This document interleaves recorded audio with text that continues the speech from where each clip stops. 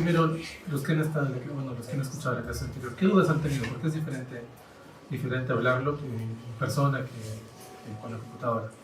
¿Qué no han entendido? ¿Qué quería preguntar? ¿Qué tuvieron vergüenza de preguntar?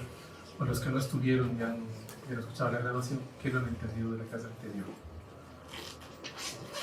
Porque si no, voy a asumir que sí han entendido y esta tiene algo de base en la anterior. Sí, no. Ya, entonces empiezo otra vez.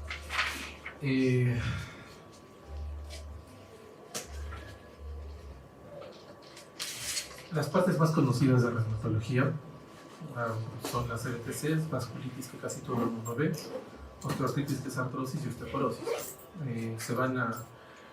De estos van a tener clases, lastimosamente no de todos los temas, porque van a ser las cosas más comunes nada más. Entonces, de las más comunes, reumatología de por sí es raro, todas las enfermedades de reumato son raras.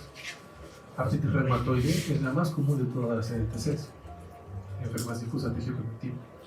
Artritis reumatoide, todos han visto a algún paciente con artritis reumatoide, todos han escuchado, hasta algún familiar, amigo, algún compañero tiene artritis reumatoide, es algo común. Y la prevalencia más o menos ronda entre 0,5 a 1,5% mundial, alrededor del 1% mundial. Y esa es la enfermedad más común de las RTCs, o sea, en sí es una enfermedad rara, solo que es dentro de la reumatología, que es raro, es lo más común que hay. Entonces vamos a la artritis reumatoide y Sjögren, que aunque no hay una prevalencia mundial, también se asume que es común. No sé si más o menos común de lo que la gente piensa, pero sí es común. Vamos con primero esta clasificación. De esto van a tener clase de todas, excepto de enfermedad mixta de tejido conectivo y indiferenciada. Las enfermedades difusas del tejido conectivo, digamos, es el título grande de las autoinmunes sistémicas. Y cada enfermedad tiene un subtítulo. Artritis reumatoide es la que vamos a hablar ahora. Lupus, que es muy conocido por todos, en todas las rotaciones, años, medicina se ve lupus. Sjögren, que es la que toca ahora. Y esclerosis sistémica, miopatías inflamatorias. Y las otras dos que no les toca hacer clases son enfermedad mixta de tejido conectivo indiferenciada. Solo para que más o menos se ubiquen. Cada una tiene como que algún órgano, uno o varios órganos predilectos. Artritis reumatoide es la parte articular, lupus es sistémico todo el cuerpo, Sjögren todas las glándulas endocrinas, esclerosis sistémica piel, miopatías inflamatorias músculos. Y la enfermedad mixta de tejido conectivo es una enfermedad propia, pero que engloba varias partecitas pequeñas de todas las RTCs, y con criterios propios, con tratamiento propio. Y la indiferenciada es que tiene varias cosas de todos, pero no llegas a cumplir criterios de ninguna. Más o menos así funciona. Entonces, primero con artritis reumatoide. Hay muchos mitos acá.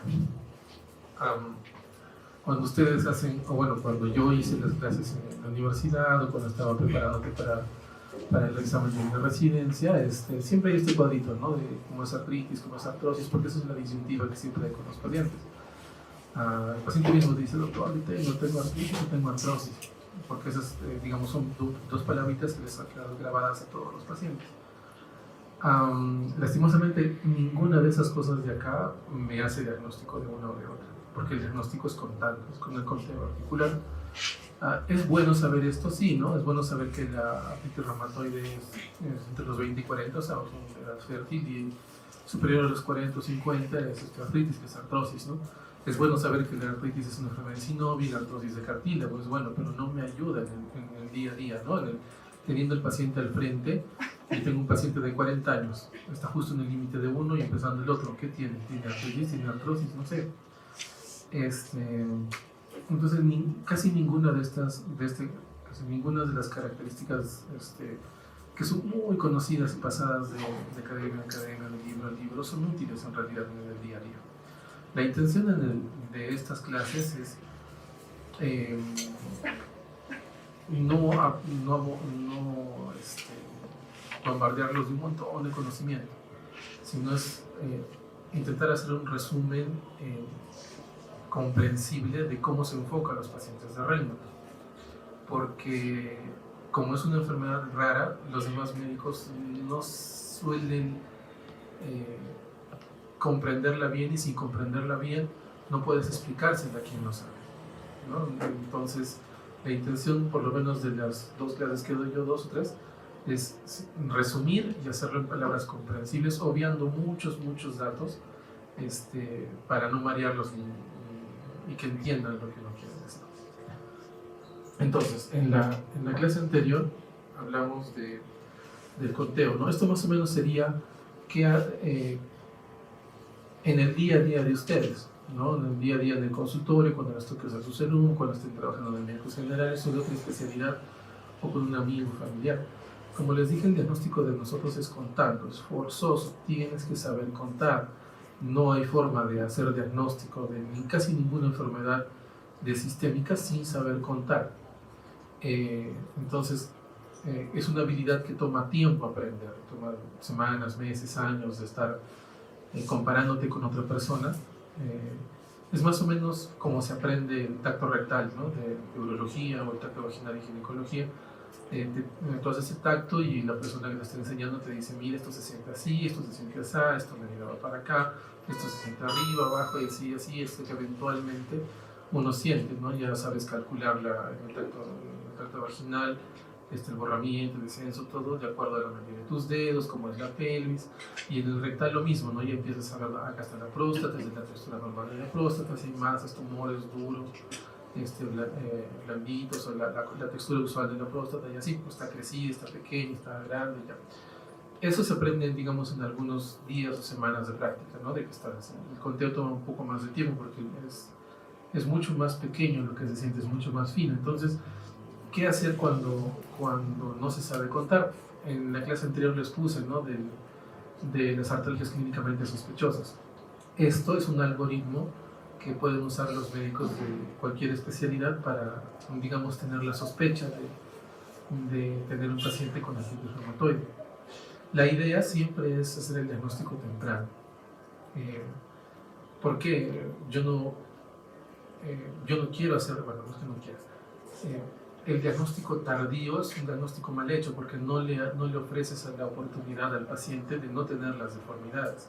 Si esperas a que el paciente esté todo chueco, perdiste el momento, perdiste la oportunidad de tratar a ese paciente, ¿no? La idea es tratarlo con la artritis sin deformidades, sin erosiones, para que puedas inducir remisión y que ese paciente tenga una vida normal, o con muy poquita deformidad que que siga siendo funcional hasta el último día de sus días. Entonces, usando los criterios de artritis clínicamente sospechosas, cuando los cumplen, ya uno puede hacer referencia, ¿no? Y ya nosotros vemos si tiene o no artritis, sinovitis, ya entre nosotros peleamos, pero su trabajo, el de ustedes, es referir a quien sí debe ser referido, ¿no? Ustedes no son tramitadores, no son de médico general o de especialidad, no son alguien que simplemente dicen: doctor, me duele tal cosa, ya cura el reumatólogo. No son así, o no deben ser así. Yo suelo decir que hay médicos interconsultores y hay médicos todistas, y los dos se equivocan. El médico interconsultor es el médico que no sabe nada y cualquier molestia que tenga va a referir a la especialidad que corresponde. Y el todista es el médico que piensa que lo sabe todo, ese nunca va a interconsultar a nadie, piensa que lo puede resolver a todo, y los dos médicos le hacen daño al paciente. La mayoría debemos aspirar a ser alguien que sabe un montón, pero resuelve dentro de sus capacidades e interconsulta lo que sobrepasa sus capacidades, ¿ya? Entonces lo mismo tienen que hacer ustedes cuando les toque trabajar solitos. Esto es un algoritmo útil. Vamos con lo de artritis reumatoide. Bueno, obviamente es una enfermedad autoinmune, ¿no? Pero estamos acá.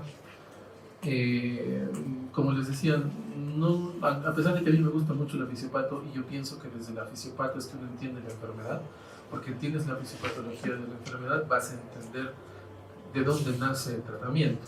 Por ejemplo, ¿no? De acá en el dibujito nomás, ustedes ven en la parte central interleuquina TNF, interleuquina 6. Entonces, si ven la interleuquina 6 elevada y TNF alfa elevado, entonces un objetivo de tratamiento son esas dos interleuquinas. Ven ahí un linfocito B, una célula plasmática, ¿no? Entonces, la célula plasmática, el marcador es CD20, entonces hay un medicamento que marca el CD20 para que todas las células plasmáticas tengan a funcionar, ¿no? Entonces, sabiendo fisiopata, uno puede deducir el tratamiento, pero en resumen, esta es una enfermedad autoinmune de causa desconocida, que varios factores se pueden ver involucrados, ¿no? Factores genéticos, ambientales, infecciones bacteriales, virales, el cigarro, y todos estos factores, digamos que se suelen sumar dentro de una persona, ¿no? No sé, hay una familia con una madre con artritis reumatoide y tiene 7 hijos, ¿no? Y solo uno de sus hijos tiene artritis reumatoide. ¿Qué le pasó a él, no? La parte genética la tienen todos, pero ese hijo extra, quizás, no sé, me invento, trabajó en un ambiente muy contaminado, con una dieta de productos muy procesados, fumaba así como chino en quiebra y le tocó, ¿no? La mala suerte de sumar todos esos factores y que al final terminó desencadenando una artritis reumatoide, pero no es algo como que muy puntual, ¿no? No es algo de que tú puedas decirle al paciente, deja de hacer esto o haz esto y no vas a tener. No se puede prevenir. La reumatología es de las especialidades en que la prevención no es posible hacerlo. Entonces, todos los factores terminan desencadenando un fenómeno de citrulación, por eso hay un anticuerpo que es antipéptido cítrico citrulinado. Los fenómenos de citrulación son muy importantes en el tema de artritis reumatoide, porque están involucradas en casi todos los pasos de la autoinmunidad. Al final terminas, bueno, como todas las autoinmunes, reconociendo algún antígeno propio como extraño y terminan por dos caminos. Uno terminando la activación del linfocito B en célula plasmática y produciendo los anticuerpos, dentro de ellos el anti-CCP y las proteínas citrulinadas que se encuentran en el osteoclasto, por ejemplo, son estimuladas por esto, y el osteoclasto causa erosiones óseas, por ejemplo. Esa sería la explicación de las erosiones. Y la parte del condrocito, las que llegan a los neutrófilos que producen las metaloproteasas, muchas enzimas que terminan destruyendo la sinovia, entonces eso termina dañando la sinovia y el cartílago.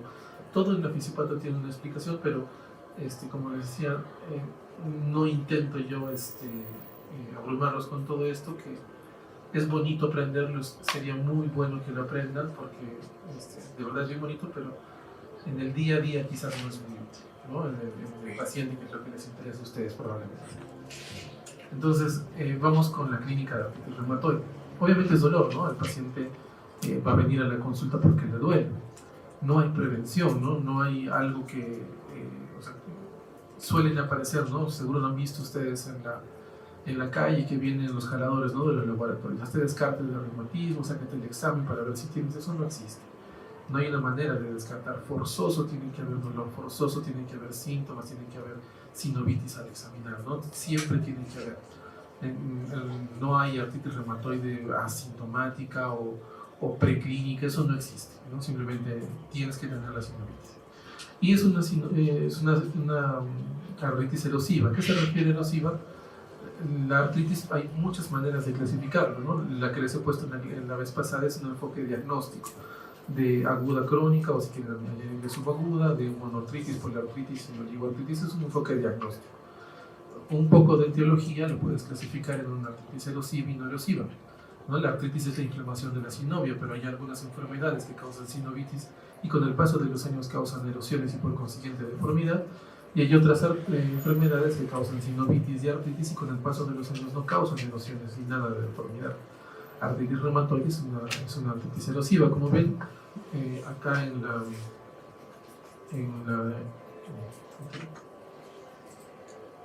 ¿sí? Las flechitas están indicando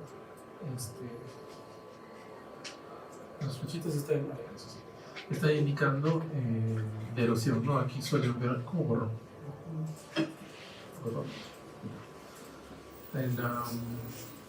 Las flechitas están indicando la erosión. Aquí suelen ver la erosión, ¿no? En la puntita de la flecha.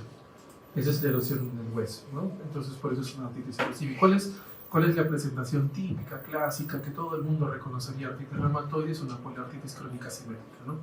Eso es lo clásico, pero obviamente puede ser asimétrica, puede ser como una oligoartritis y así. Pero lo típico es una crónica simétrica. ¿Y cómo es el diagnóstico, no? El diagnóstico, antes de que... Estos son los del 2010, pero antes vamos a hablar con los criterios antiguos, que son del 87. Seguro han visto ustedes, o les ha pasado también, que algunos de los profesores o sus amigos o conocidos llegan a pedir radiografía de manos como parte del estudio de artritis reumatoide, ¿no? Así me enseñaron a mí. Cuando yo estaba en la universidad, aún a pesar de que los criterios son 2010 y yo terminé justo 2011, en ese momento debieron enseñarme los nuevos criterios de 2010, pero me enseñaron los antiguos.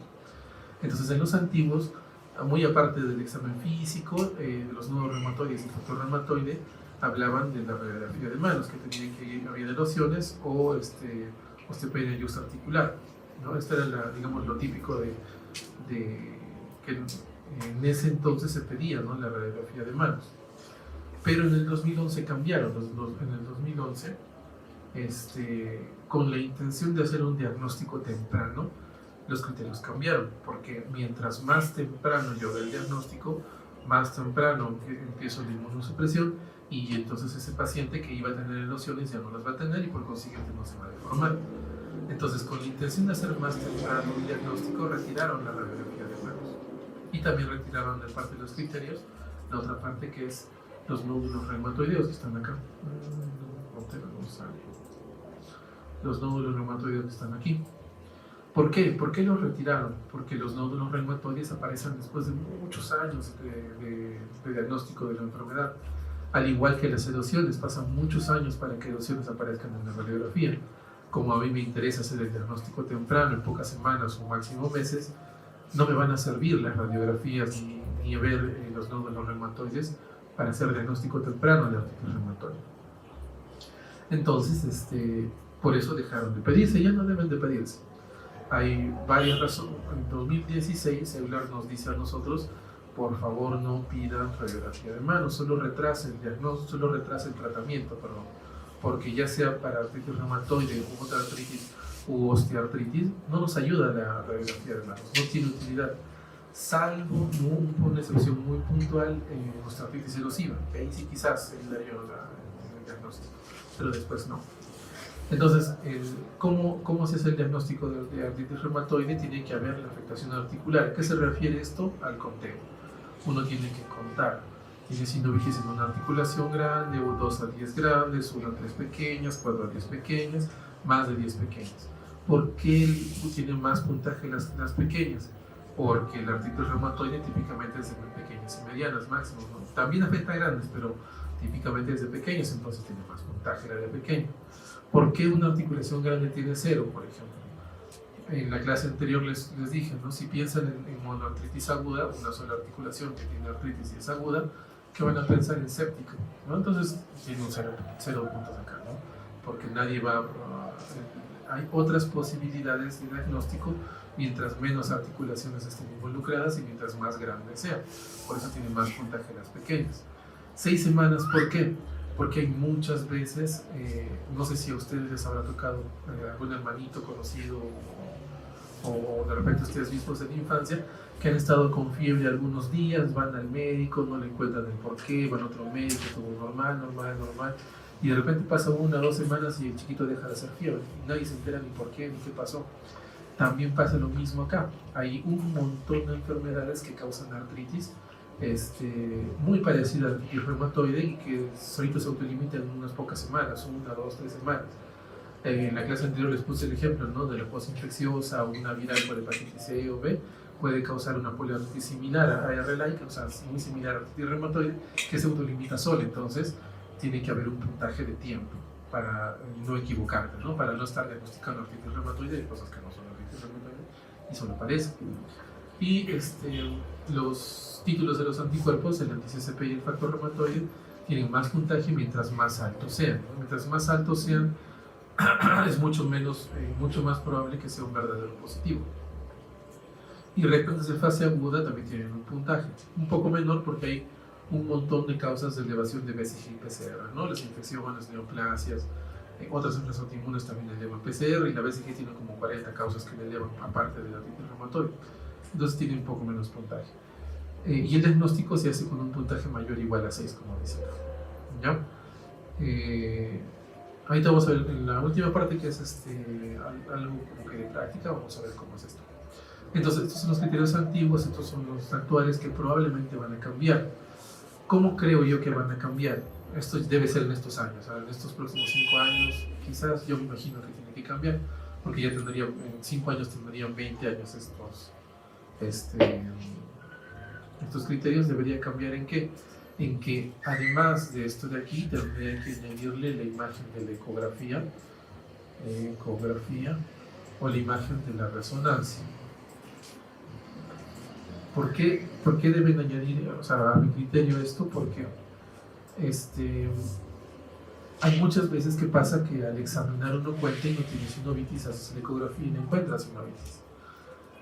Lastimosamente aún no tenemos los estudios para saber qué es lo que significan esas sinovitis, que no son clínicas y son por ultrasonografía. No sabemos aún qué significan, si es que pueden ser consideradas o no como parte del diagnóstico de artritis reumatoide.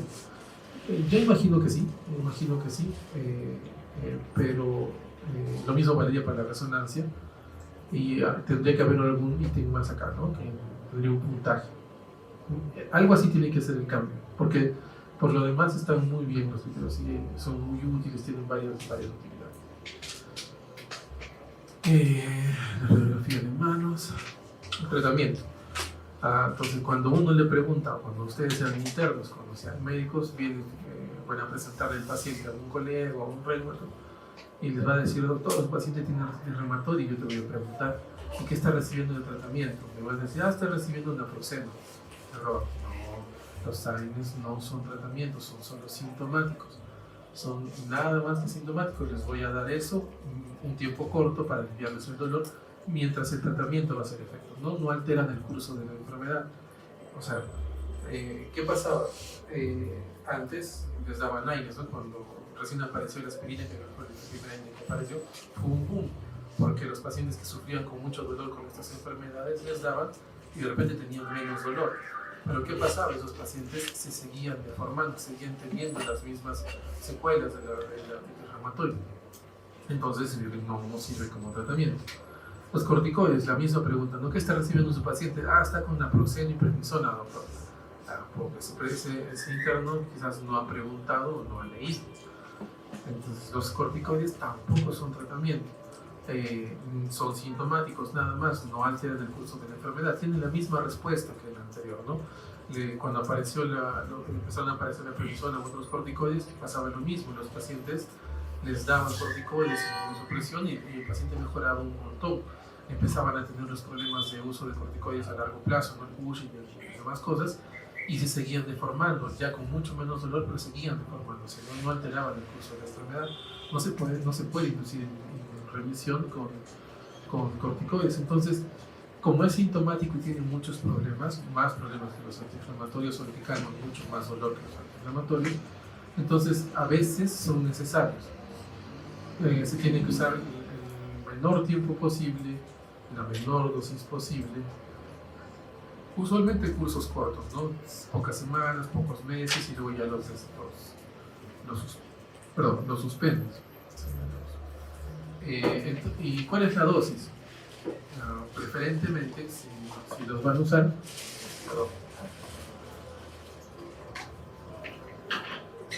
a dosis bajas, ¿no? 7,5, menos de 10, por poco tiempo, porque los pacientes van a darse cuenta de que los corticoides les alivian la molestia. Es más, se ponen a buscar en internet, tú les das metotrexate, ¿no? Ese medicamento es para el cáncer, no quiero tomar esto, voy a tomar este otro que sí me alivia, ¿no? Y le dan, usualmente en la farmacia, les dan dexametasona, la de 4 miligramos equivale a como 25 de prednisona, entonces les alivia un montón la molestia, y así están años y solo aliviándose el dolor nada más. Y después aparecen después de 1, 2 años, 3 años con Cushing, con el resto de problemas y deformes. Y cuando vayas a usar corticoides, aparte de usar poco tiempo, poco dosis, usa de preferencia los de vida media corta, o sea, no usar los de vida media larga. ¿Cuáles son de vida media larga? Por ejemplo, dexametasona, justo el que en la farmacia dan más. ¿Cuáles son de vida media corta? La prednisona, metilprednisolona, deflazacos son de vida media corta, entonces de preferencia esos a usar betametasona, dexametasona u otros que duren mucho tiempo, por dos razones. Uno, que no quiero que dure mucho tiempo, quiero que dure un poco, y segundo, que no puedo titular la dosis. Acá pongo de 7,5 a 10, ¿no? Por ejemplo. ¿Cómo calculo 7,5 en una pastilla de dexametasona que es chiquitita, que viene de 4 miligramos, equivale a 25 más o menos? ¿Cómo le doy? Pues un sexto de la pastilla. No se puede, no se puede calcular dosis bajas en esos medicamentos. Entonces, de preferencia, si es que se va a usar prednisona, deflazacor o metilprednisolona en esas dosis. ¿Cómo es el tratamiento? Hay una parte que es no farmacológica, que siempre, se les pide, ahí viene un poco lo de terapia física y educación general del paciente, y otra parte, la que es ocupacional, que se les ayuda con ortesis o técnicas para hacer las cosas. Por ejemplo, eso se encarga de medicina física, les enseñan cómo agarrar el sartén, les enseñan cómo agarrar la puerta, para evitar posiciones viciosas y movimientos anormales que les empeoren la deformidad que ya tienen, por ejemplo. Entonces, esa parte es, digamos, el extra, la llama. ¿Cuál es la parte importante? La parte importante es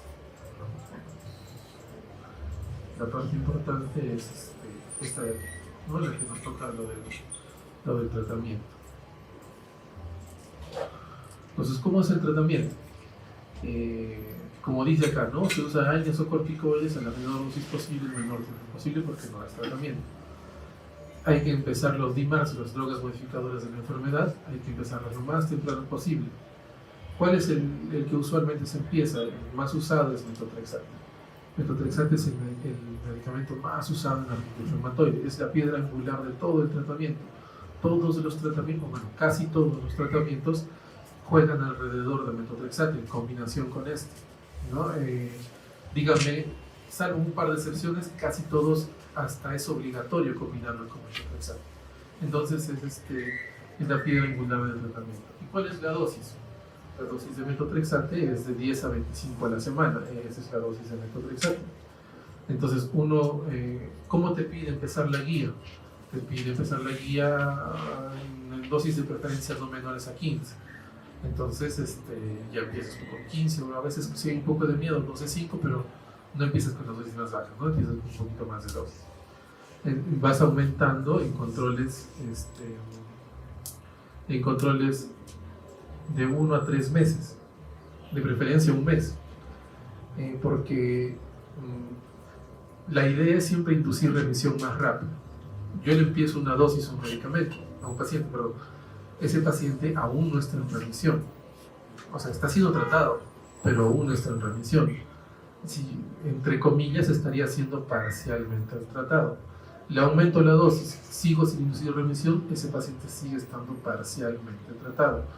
O sea, el objetivo de tratar es inducir remisión, y si no alcanza la remisión, aún no completas el tratamiento del paciente. No significa que es un error común que el hecho de que reciban una dosis X de metotrexate u otro DARME, que significa que estén en tratamiento, ¿no? Eso no funciona. Es como los diabéticos, ¿no? Los diabéticos que están con una pastillita de metformina al día te van a decir, doctor, yo estoy en tratamiento y estoy muy mal. No es eso, es que no están tomando el tratamiento correcto. Es lo mismo acá. Entonces, ¿qué pasa? Das de 10 a 25, como hablamos hace un ratito, ¿y qué pasa si no funciona? Entonces, cuando no funciona, se puede hacer la segunda línea, que es la combinación con leflunomida, sulfasalazina y hidroxicloroquina. De esas dos combinaciones, ¿cuál es la más potente? La más usada es la de leflunomida. La de leflunomida es la combinación más potente de los sintéticos que hay, metotrexate y leflunomida. Puedes combinarlos también con hidroxicloroquina y sulfasalazina, también se puede, pero no es tan frecuente, es menos común, tiene problemas gastrointestinales que a veces no pueden ser tolerados la sulfasalazina porque tienes que hacer 6 pastillas al día, a veces no aguanta. Entonces las más usadas son metotrexato y leflunomida. ¿Qué pasa? Acá está la combinación con leflunomida. ¿Y qué pasa cuando no funciona? ¿No? Entonces, esto no es exactamente lo que dice la guía, sino es como un resumen más comprensible. Las guías de reumato son a veces un poco difíciles de entender, entonces he buscado alguna manera de que se eche un resumen para alguien que no sea reumatólogo. Entonces, ¿qué hacemos? ¿No? Metotrexate no funciona, leflunomida quizás no funciona la combinación, o la usaste la otra combinación con sulfasalazina y hidroxicloroquina y no funcionó, ¿qué sigue? Entonces acá tienes dos opciones: usas un biológico, que es el de aquí, o usas un sintético con target. ¿A qué se refiere el sintético con target? Metotrexate, leflunomida, sulfasalazina son medicamentos inmunosupresores de digamos, como una palabra por usarla, de amplio espectro, ¿no? Da una inmunosupresión en líneas generales. No hay como un solo mecanismo que esté inhibiendo, ¿no? Lo inhibe todo, literalmente. La TH1, TH2, todos los grupos de inmunidad. En cambio, los sintéticos con target, como tofacitinib, que es el más usado aquí, es inhibidor de JAK kinasa, ya tiene un target dentro de la inmunidad y se usa, es un medicamento potente, casi es tan potente que es considerado de la misma potencia del biológico, por eso es que está en el mismo nivel que en el biológico. Te da la opción de usar un biológico o un sintético con target como tofacitinib. Y también está baricitinib, uvasitinib y todas esas cosas en Perú, por si acaso. Digamos que usaste el metotrexato y lo combinaste con tofa, no te funcionó, usas el biológico. Usaste el biológico, usualmente, ¿cuáles son los más usados como biológico? Te vamos a hablar. Y lo combinaste con metotrexato, no te funcionó, puedes saltarte a tofa otra vez si quieres. Pero vamos a hablar ahorita del orden más o menos que deberían tener los biológicos. Entonces ya usaste metotrexate, no funcionó, combinaste con leflunomida, no funcionó, usaste tofacitinib, no funcionó, tu siguiente paso te vas a los biológicos. Hay 3 grupos de biológicos: los de interleuquina, anti-TNF, interleuquina 6 y anti-CD20.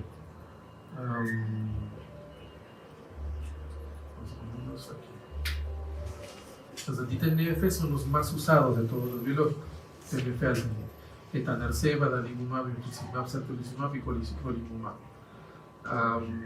Entonces, ¿qué haces aquí? ¿Cuál es el medicamento más usado de todos estos? Etanercept. Es el más antiguo, el más seguro, el que entre comillas tiene menos riesgo de reactivación de tuberculosis. Como ponen aquí en el cuadrito, la tuberculosis es un problema en todos los biológicos. La TB latente es algo que debe ser descartado siempre en todos los pacientes que son biológicos, con mucha más razón en pacientes que usan anti-TNF, porque el TNF es necesario para mantener el granuloma. Si recuerdan la primera infección que está en el pulmón, la célula gigante multinucleada, la de Langerhans, forma un granuloma, ¿no?, alrededor del micobacterio. El TNF-alfa es necesario para mantener ese granuloma, lo bloqueas y el granuloma desaparece. Entonces, el riesgo de los anti-TNFs es un poquito más que los demás de reactivar una TB latente, ¿no? Por eso debes buscarla. Todos funcionan, solo que tienen algunas, digamos, cosas extras o beneficios, ¿no? Por ejemplo, adalimumab es un poco más funcional para uveitis y así, cada uno de ellos tiene ciertas ventajas o desventajas frente a los demás, pero se puede usar todos. Digamos que usas uno, no funciona. No funciona, puedes elegir entre interleuquina 6 o CD20. Tocilizumab es el interleuquina 6 y rituximab es el CD20. Digamos que estos son los últimos pasos, y después de esto ya se te acabaron, ya no hay otro paso más que ¿no? Entonces, por eso en estas cosas hay un orden, porque digamos que yo me invento y de repente al paciente que veo por primera vez le doy rituximab como primera línea de tratamiento, le doy la última. Digamos que no funciona, tiene respuesta parcial. ¿Cómo desescalo? Ya hay maneras de desescalar biológicos, pero me hago la vida complicada, ¿no? Debería ser un orden, ¿no? Como no sé, como algo parecido a los antibióticos, quizás, de que hay un orden para hacerlo, porque la mayoría van a responder con el de abajo. ¿no? Algo así quizás. ¿Y cómo sé que está funcionando mi tratamiento? El objetivo, como les dije, es remisión. Remisión se mide. Nosotros en reumatología vamos a intentar medir todo lo que podamos. Todo debe ser medido. Entonces, ¿cómo medimos esto? Hay scores, hay, digamos que, algoritmos o escalas que nos miden la actividad del paciente. Hay muchas más que estas, pero ¿cuál es el más usado de todos ellos? Es el DAS28. El DAS28 es el más usado de todos estos scores. En resumen, casi todos estos scores de aquí y todos los demás que no llegan a estar evalúan tres cosas. La primera es el conteo articular, el conteo. La segunda es la PCR-BCG y la tercera es el dolor. Más o menos, o sea, poniéndolo en sencillo, ya poniéndolo en algo muy fácil, resumido, todas estas de aquí evalúan estas tres cosas en mayor o menor medida, en todas ellas teniendo mucho más valor el conteo articular. Entonces, ¿qué hacemos nosotros? Viene el paciente, está recibiendo el medicamento y examinas, cuentas otra vez. Cuentas y ves cuántas articulaciones han bajado. Tenía antes, digamos, 15 y ahora tiene 10. Ya la PCR estaba en 7, ahora está en 3. Y el dolor en el EVA estaba, no sé, pues en 5 y ahora está en 4. Entonces sacas el score y hay una respuesta del tratamiento. En la siguiente consulta le aumentas la dosis porque todavía sigue activo y el número de articulaciones, la PCR-BCG y el dolor va bajando y hasta que en algún momento, en alguna consulta en los próximos meses, va a haber 0 de conteo, cercano a 0, la PCR normal o no dolor o muy poquito dolor y haces el DAS28 u otro score y te sale que está en remisión. Entonces ese paciente cumpliste el objetivo. Esto hace muchos años apareció, se llama treat to target. Nosotros tratamos con un objetivo. Antes no existía esto, antes simplemente les daban los medicamentos con la esperanza de aliviarles el dolor.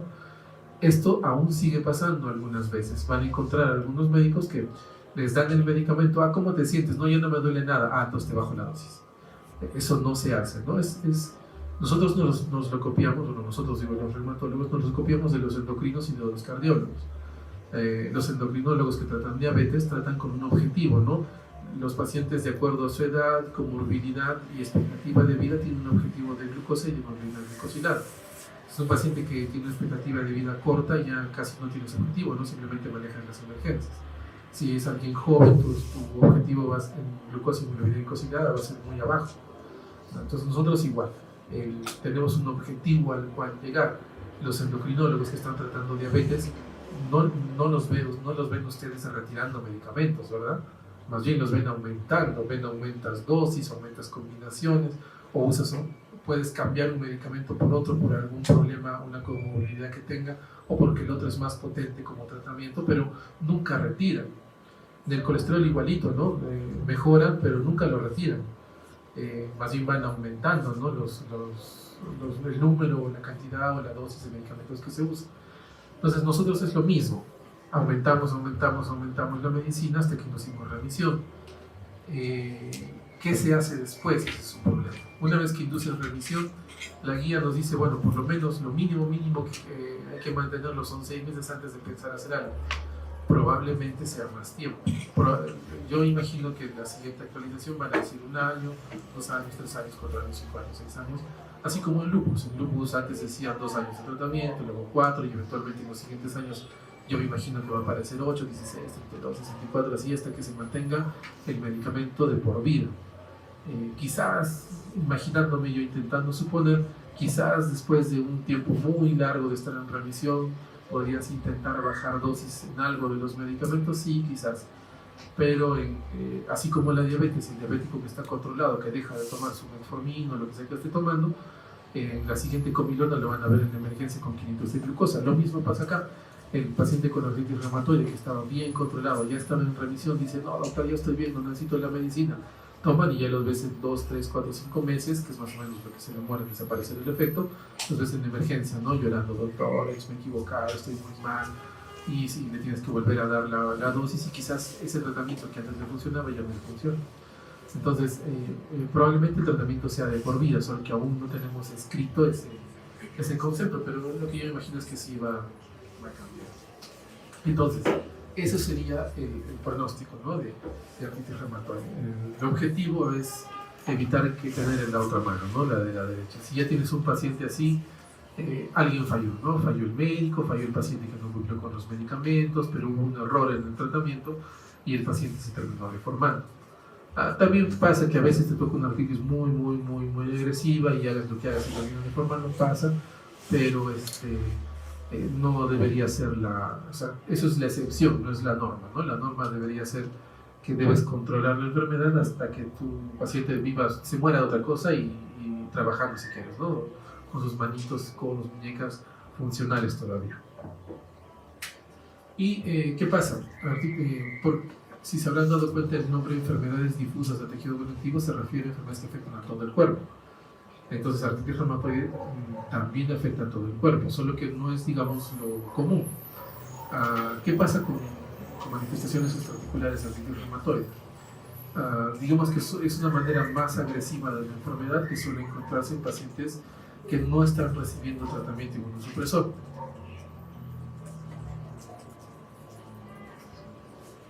Se encuentra PIT, enfermedad pulmonar intersticial.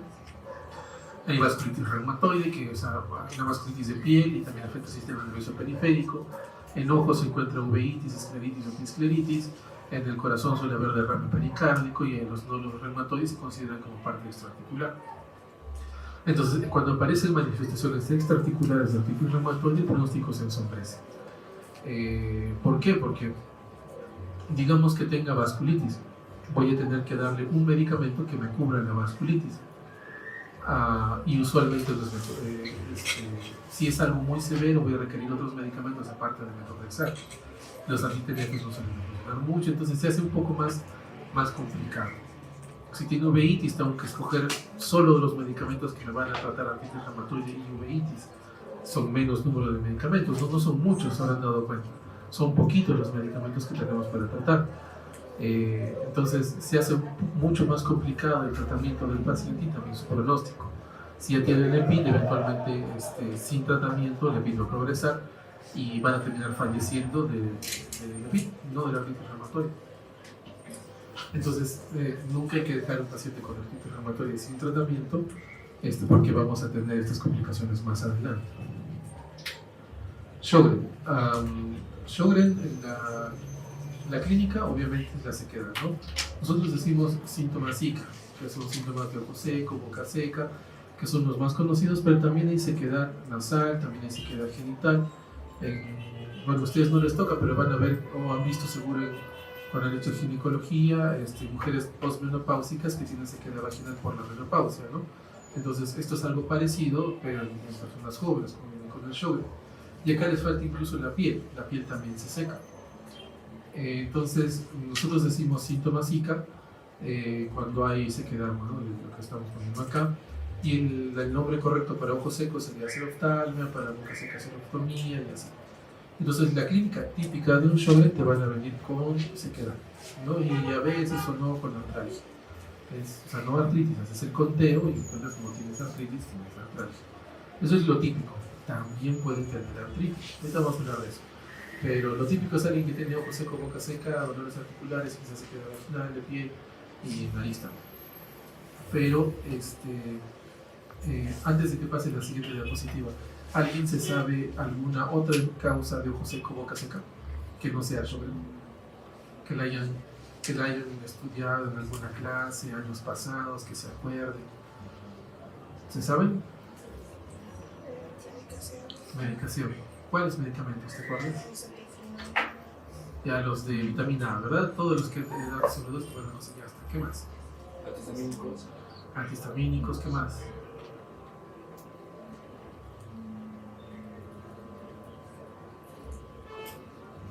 Ya, ¿ve? Entonces, es algo que no nos enseña a nosotros, hablo de mí, nosotros de mi generación, mi edad, cuando nos hablaban de ojo seco, boca seca, Sjögren. ¿Qué otra enfermedad? No sé, Sjögren. Porque nunca nadie nos explicó que hay un montón de otras enfermedades que causan ojo seco y boca seca. Esto es solo un resumen, ¿no?, que copiado y pegado y he estado añadiendo y borrando algunas cosas, pero ahí ven el Sjögren pintadito.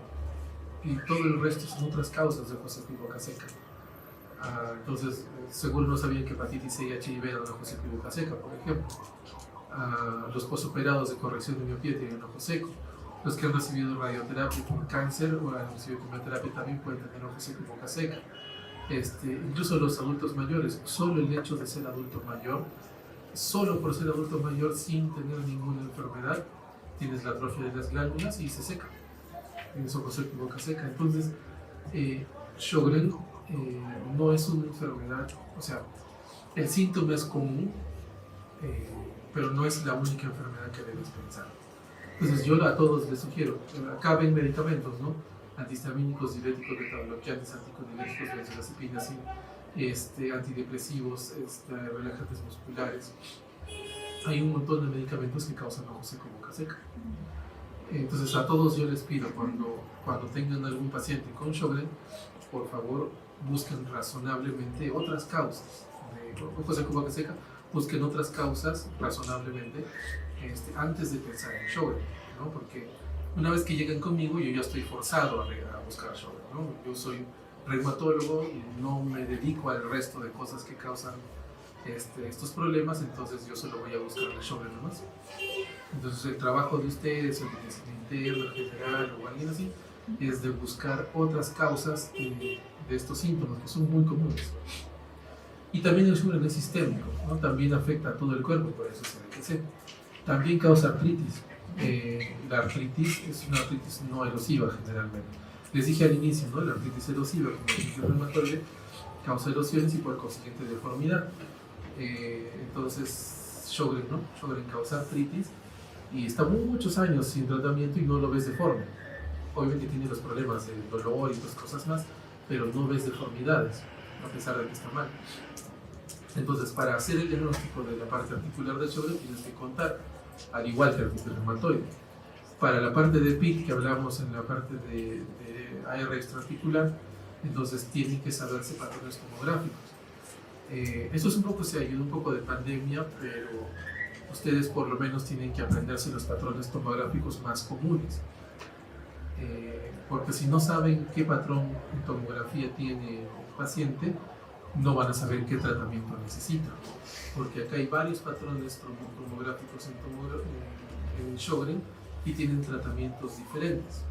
Por ejemplo, un paciente con una no específica es diferente de la meningitis usual, que es diferente de la linfangítica, que es diferente de la neumonía organizada genética. Todos estos patrones tienen un tratamiento diferente dentro de la misma enfermedad. Entonces, lo que quiero explicarles con esto es que en EDTCs y vasculitis no es que el diagnóstico de una enfermedad es sinónimo de un tratamiento. No es como, por ejemplo, no sé, neumonía por neumococos en Flaxoma, no es sinónimo, tampoco es así. Un ejemplo puntual, a ver. Seguro que en medicina no hay nada, no hay un ejemplo de ergo, de que un diagnóstico o algo corresponde a algo forzoso, no hay. Pero el punto que quiero que me entiendan es que el hecho que tengan Sjögren no significa que requieran un tratamiento per se. Va a depender el tratamiento de acuerdo al órgano, al compromiso y a la severidad de ese compromiso. Entonces, si fuese PID, yo necesito saber patrones en tomografía. En la parte renal, en lupus van a ver que es mucho más glomerular, pero en Sjögren suele ser los glomerulos más tubulares. Tendrían que saber un poco de fisiopato, cómo son las afecciones tubulares renales y cómo son las glomerulares, cómo se diferencian de la proteinuria, qué otros síntomas dan, que es un poco más complicado, pero el punto es que también afecta el riñón. El neuropsiquiátrico, bueno, da, por ejemplo, psicosis, agitación, igual que el lupus, que van a ver, y afección del sistema nervioso central, por ejemplo, que tenga, o periférico, que tenga polineuropatía, monolitis múltiple, así. Entonces acá se necesita examinar, se necesita la imagen, la peli, la ecografía, que más o menos uno tiene que saber interpretar. Obviamente yo no soy neurólogo, pero tengo que saber interpretar todo esto para poder hacer el diagnóstico. La piel es vasculitis, entonces necesito una biopsia. yo no soy patólogo, pero tengo que saber interpretar una biopsia. En la parte hematológica puede causar leucopenia, puede causar trombocitopenia. Entonces, ¿qué necesito? Al menos un aspirador de médula ósea. Tampoco soy hematólogo, pero tengo que saber interpretar un aspirador de médula ósea. Y no olvidar también que el Sjögren's son todo el riesgo para el linfoma. Entonces, si tiene leucopenia y trombocitopenia, en un Sjögren's de repente hay que buscar también linfoma por si acaso. Y así ahí puede llegar a afectar a todo el cuerpo.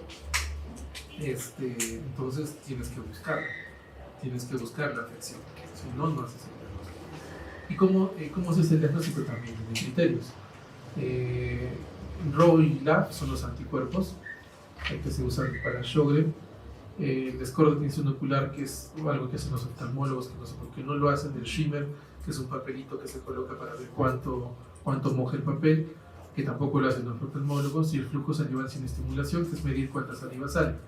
Dentro de todos estos, el más importante de todos estos es este de aquí.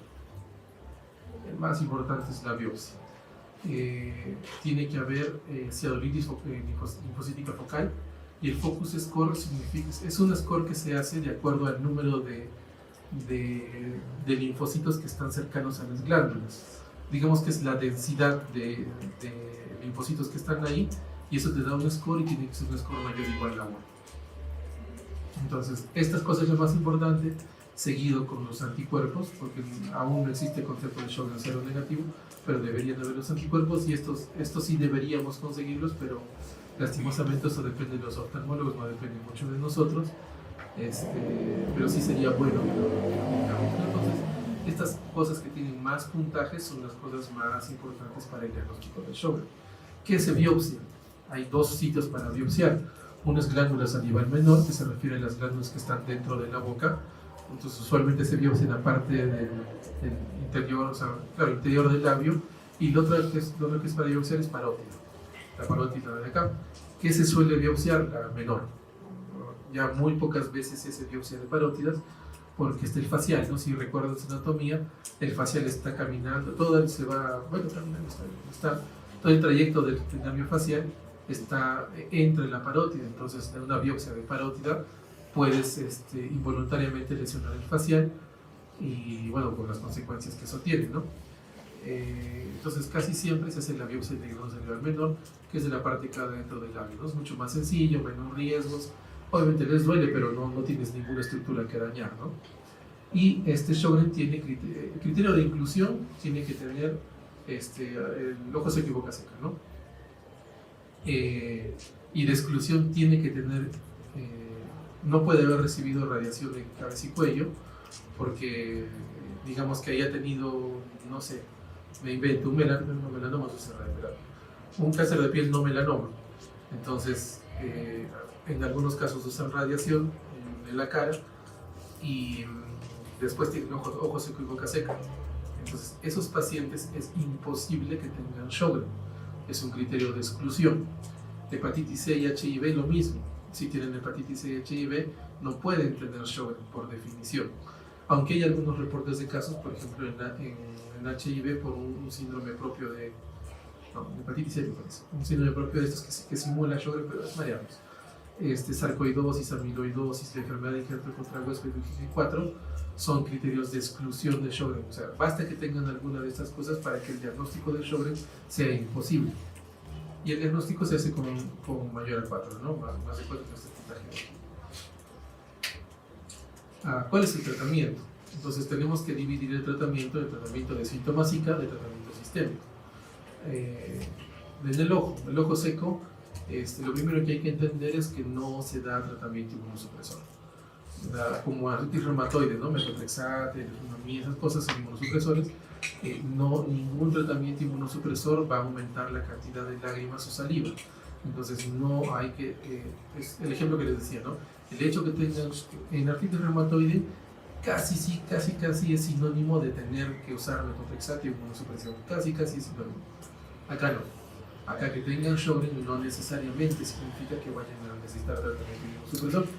Entonces, en la parte de ojo seco y boca seca, lágrimas, hay muchas calidades y medicamentos diferentes para usar lágrimas, algunos con pros y contras, que son mejores o peores. Tienen, digamos que algunos los que mejor mejor lubrican el ojo, opacan más la vista, algo así. Entonces tienen varios medicamentos diferentes, unos mejores que otros. Ciclosporina, que es un supresor, pero tópico nada más en el ojito, o la cirugía para la... ¿Ese fue el nombre? El conducto que conecta el ojo con la nariz, Tograncio, no me acuerdo el nombre del... no me acuerdo. Pero el punto es que hay un conducto que hace que las lágrimas terminen en las fosas nasales, no me acuerdo el nombre del conducto ahorita. Entonces se tapa ese conducto y ya las lágrimas no caen en las fosas nasales y duran un poquito más. Y hay medidas generales como evitar el aire acondicionado, por ejemplo, el aire acondicionado seco. Pero el punto es que no requiere tratamiento inmunosupresor. La boca es un poquito más, hay más cosas que se pueden hacer. El agua o saliva artificial, porque hay saliva artificial. No tiene tantas ventajas sobre agua, leche u otro líquido, pero sí hay. Así como hay aire artificial, también hay saliva artificial. Algunas bebidas secan más. Con las comidas van a ver que los que tienen Sjögren a veces les preguntan, no, ¿y tu comida cómo comes? No tengo nada de sabor, no siento sabor, el sabor va por la saliva porque se diluye ahí. Y dos que te dicen que no, la comida se me queda pegada en el paladar porque tiene saliva. Entonces se les pide que tome agüita en las comidas. Y para generar más saliva, chicle o si no algún caramelo, pero no con azúcar, son cosas sin azúcar. Si recuerdan, en la saliva hay también antibacterianos y además la saliva funciona para remover los restos de alimentos entre los dientes. Si ven pacientes con Sjögren, su dentadura es terrible, se les carea todo, termina sacándole los dientes, es difícil manejar la parte de odontología para los pacientes con Sjögren. No alcohol ni tabaco, los alimentos picantes o salados les duelen y el lubrificador, que son medidas generales. Pero la misma respuesta anterior, no requiere tratamiento inmunosupresor. Ningún inmunosupresor va a aumentarle la cantidad de saliva. Y en la parte, no he querido ahondar mucho en esto, porque casi me harían unas 5, 6, 7, 8 diapositivas, porque Sjögren es en la parte sistémica, es un hermano pequeño de lupus, por ejemplo. Todas las manifestaciones que tengan lupus las va a tener Sjögren en menor medida o ligeramente diferente. Entonces no he querido ahondar mucho en esto porque me imagino que el doctor de lupus va a hablar de esto, y además que es la primera clase y los voy a marear con la parte de sistémica que se ve. Entonces voy a hablar la parte de artritis de Sjögren, que si recuerdan, la artritis reumatoide era metotrexate con leflunomida, la combinación, y a veces quizás con menor medida se usa sulfasalazina y hidroxicloroquina, y luego vienen los biológicos, ¿no? Viene el skitenef, interleuquina 6, interleuquina 20.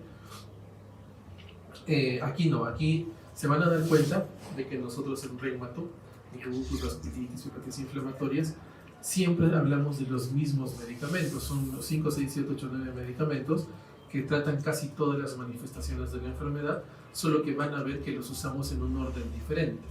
Digamos que este ejemplo de Sjögren me sirve, ¿no?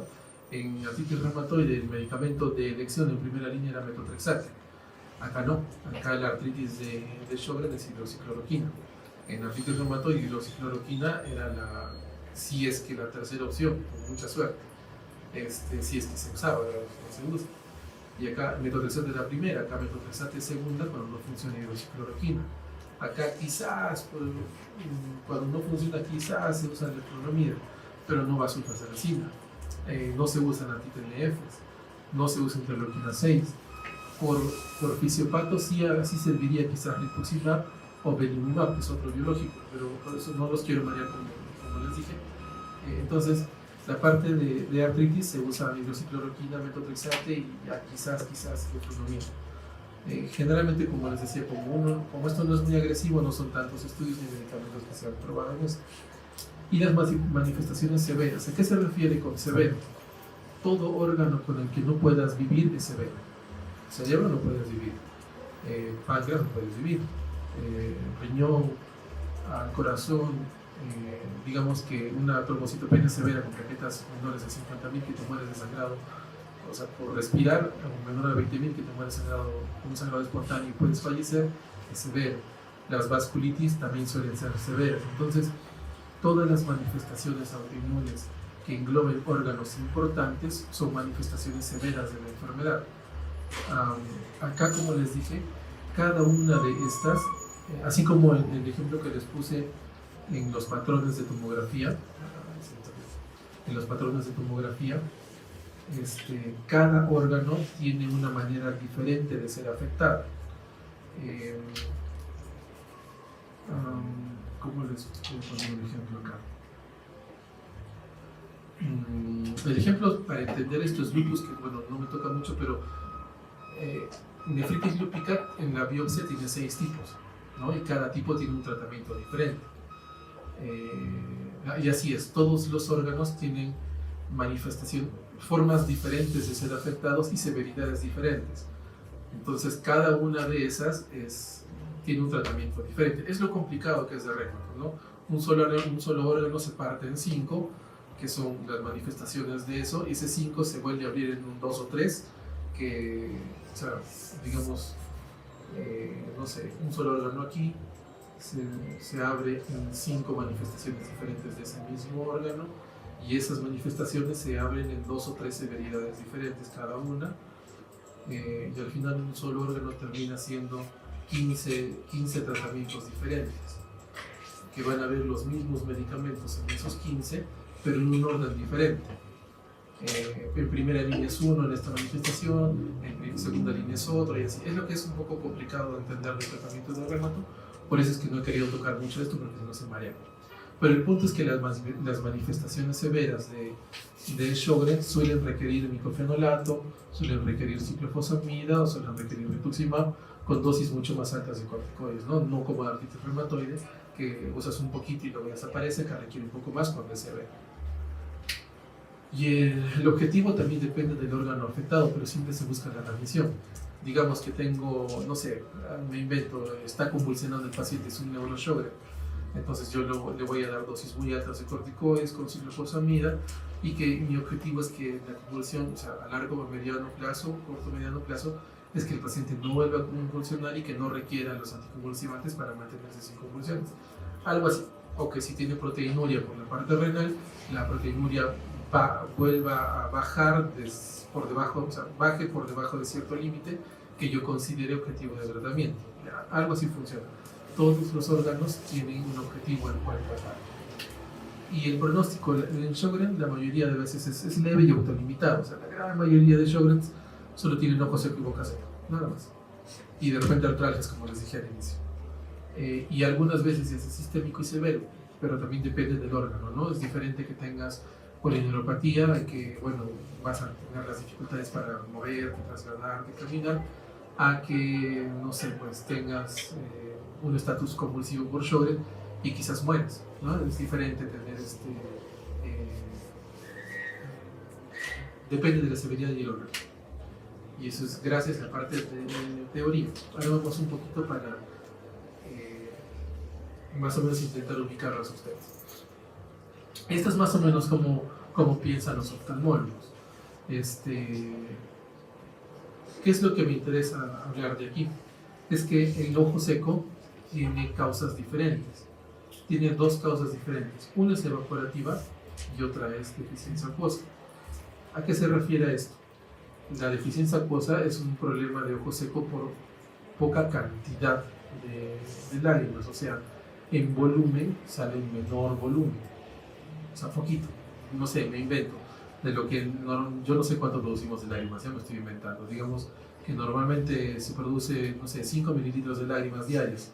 En estos pacientes con ojo seco por poca cantidad van a producirse 2, algo así. Y hay ojo seco el evaporativo, que es por mala calidad de lágrimas. Si recuerdan oftalmo, hay lágrimas diferentes, ¿no? Todos, creo que son 3 tipos de lágrimas diferentes, ya no me acuerdo ya. Pero el punto es que las lágrimas tienen un contenido diferente en cada tipo de lágrima, que hacen que se mantenga estable y se evapore más lento. Entonces, en estos pacientes con evaporativo tiene una mala calidad de lágrimas, o sea, el contenido que tienen es menor o es inadecuado, y ya sé que esa lágrima que debería evaporarse también me invento en 1 hora, se evapora en 30 minutos. Entonces termina secándose el ojo y también hay mixto. Entonces, ¿cuál pienso que es de Sjögren? El de Sjögren tiene que ser forzoso de cantidad, porque en Sjögren, como infiltra la glándula, los linfocitos, la destruye, y si la destruye no se produce. Si no se produce es diferencia de cantidad. Entonces, ¿qué pueden hacer ustedes? Les dije, ¿no? Tienen pacientes con ojo seco, boca seca, lo llevan al oftalmólogo. Los oftalmólogos, hay pruebas para esto. Por ejemplo, el shimmer me ayuda un poco para ver la cantidad, el break-up test que me ayuda para ver la cantidad, y así varias cosas. Pero si el paciente por el oftalmólogo le dice que tiene evaporativo, nadie debe pensar en el Sjögren. Debe pensar en otras cosas, ¿no? Deficiencia de insuficiencia de glándulas de Meibomian, cosas así. Y si es acuoso, ya por lo menos de 100 pacientes me han reducido 50, y otros 50 que reduzcan por otras causas como son medicamentos, ya son 20, 30 y es menos, bueno. Entonces ya se hace más selectivo la búsqueda de Sjögren. Entonces, como les decía, siempre hay que buscar primero causas más probables de Sjögren, como medicamentos, edad, etc. Y luego ver razonablemente descartado de la mayoría si busca Sjögren. Y luego hay una cosa más, que si tienen ojo seco con úlcera corneal, sí, no esté titubeando mucho, de frente lo mandan por si acaso a ver si tiene Sjögren, porque ya estos pacientes con úlcera corneal ya tienen riesgo de ceguera, y no van a esperar, ¿no?, las semanas o meses que no se demore en estar buscándole otras causas. Entonces, ¿qué pasa si yo me equivoco? Digamos que yo estoy equivocado, me estoy inventando, yo estoy en un error. Digamos que sí es cierto que hay que buscarle Sjögren a todos. Entonces, ¿qué va a pasar, no? Viene un paciente, ya digamos adulto mayor, que eso está, me dice, doctor, quiero que veas si tengo Sjögren. ¿Te sientes el ojo seco? ¿Cuáles son las preguntas que tienes? Si arde el ojo, si tienes una sensación de cuerpo extraño, si sientes lágrimas en el ojo. Sí, doctor, sí tengo eso. Y entonces quiero el oftalmólogo. El oftalmólogo, sus 100 solcitos de consulta, digamos. Siendo generosos, haciendo pobres, porque coger un poco más. ENA son 400 soles para sacar el rola. La serigrafía, unos 600, más o menos. La biopsia de glándula salival menor, fuera del malestar de la biopsia, deben ser más o menos unos 300. Entonces aquí hay como 1300 quizás, y entonces, como es adulto mayor, lo más seguro es que sea atrófico, y va a salir negativo, ¿no? Me va a ser negativo el resultado. Entonces va a venir conmigo y yo le voy a decir, señor, ¿qué diagnóstico tengo? Es negativo para Sjögren. Entonces el paciente me va a decir, entonces, doctor, ¿por qué tengo el ojo seco? Yo le voy a contestar, no sé, pero no tiene Sjögren. Entonces mi trabajo solo es buscar Sjögren. Mi trabajo de medicina interna en general, el oftalmólogo, es buscar las otras causas de Sjögren, porque yo solo voy a poderle dar una respuesta al paciente, ¿no? Y a ustedes no les va a gustar que después de haber pasado unas 2-3 semanas gastando este dinero, habiendo sentido el malestar del aviso, porque sí duele y duele varias semanas después, no les va a gustar que les diga, bueno, no sé lo que tienes, ¿no? Entonces, siempre hay que buscar el diferencial, ¿no?, para buscar otras explicaciones. Luego, ¿cuándo pedir factor reumatoide y anti-CCP? Como les decía al inicio de la clase,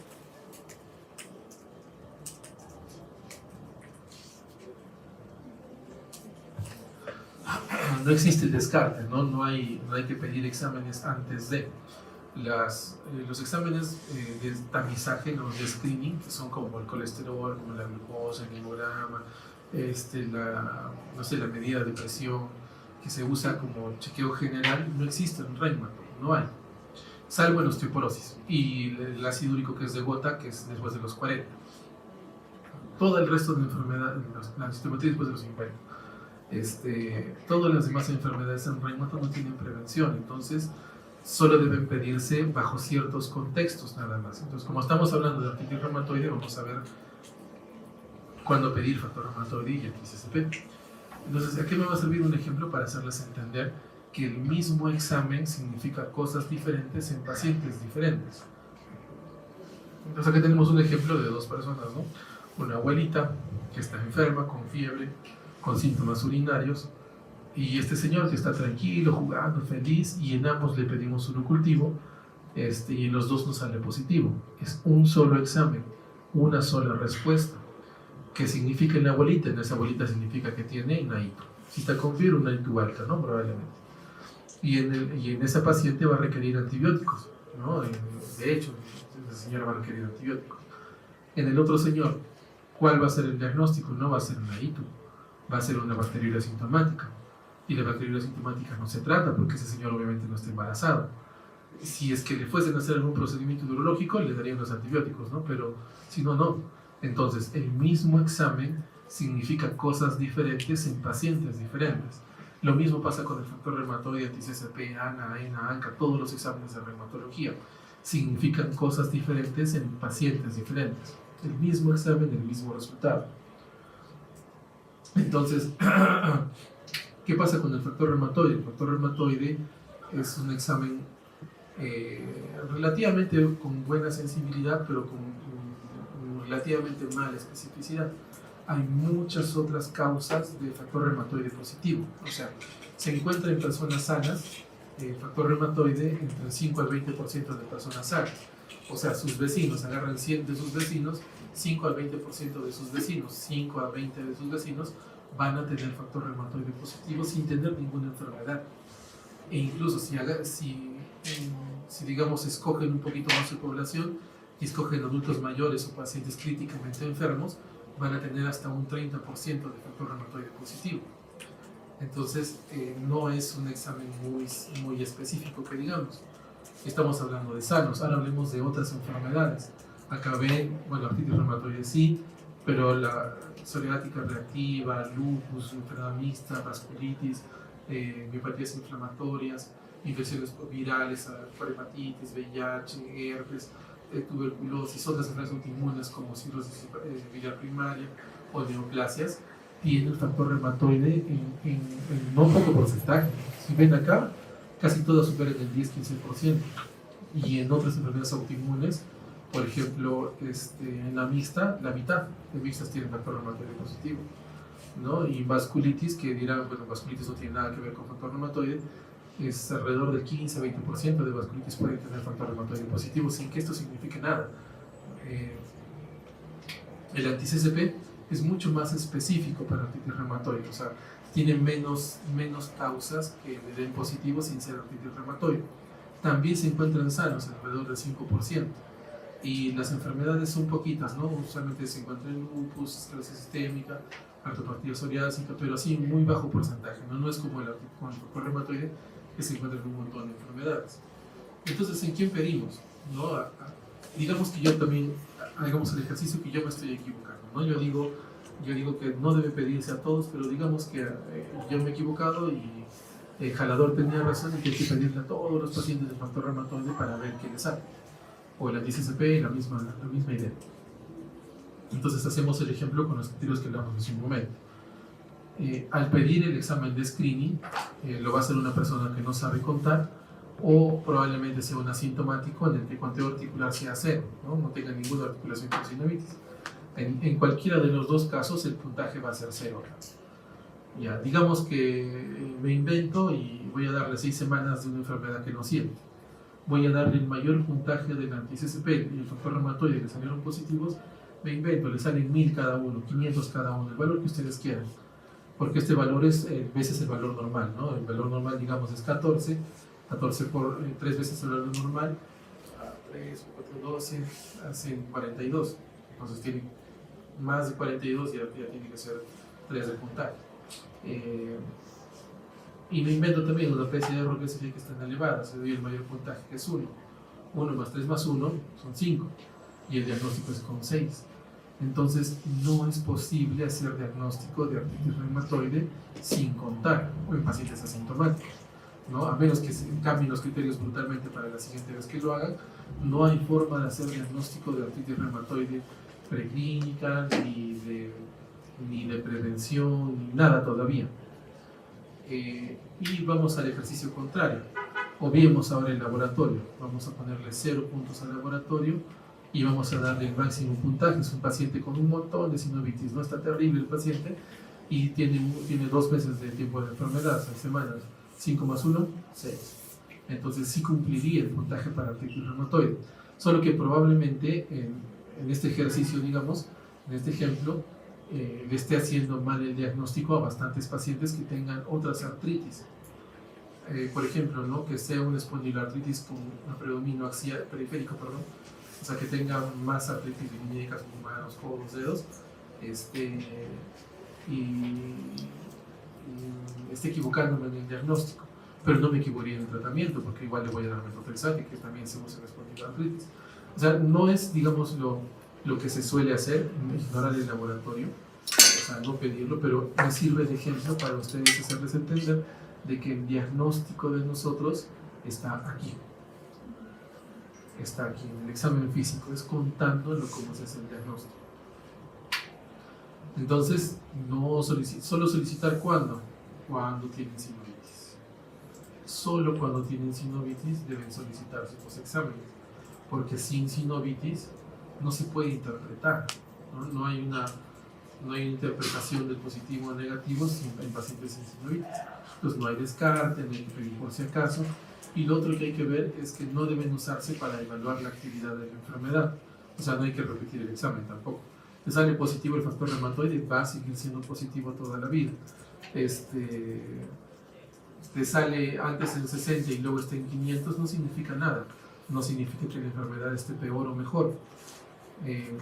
¿Por qué van a ver que hay algunos más pacientes que médicos? Los médicos ya no tanto, siguen hay algunos, pero más los pacientes, porque muchos años atrás, muchas décadas atrás, cuando aparecieron estos exámenes, sí intentaron darle sentido como un examen que revela la actividad de la enfermedad, que el título de la artritis o el título del factor reumatoide guardaba correlación con cuán activa estaba la artritis reumatoide, y eso no fue. O sea, no se probó, se descartó, quedó en nada, pero la idea en los pacientes de esas épocas todavía quedó. Entonces se van a cruzar con algunos pacientes que solitos se sacan su factor reumatoide para ver cómo están, ¿no? Entonces no tiene nada de sentido, no están desperdiciando tiempo y dinero. ¿Ya? Entonces solo se pide para el diagnóstico, y una vez que tiene diagnóstico nunca más se debe repetir. Y ahora sí, gracias. Sería todo. Si tienen preguntas, por favor.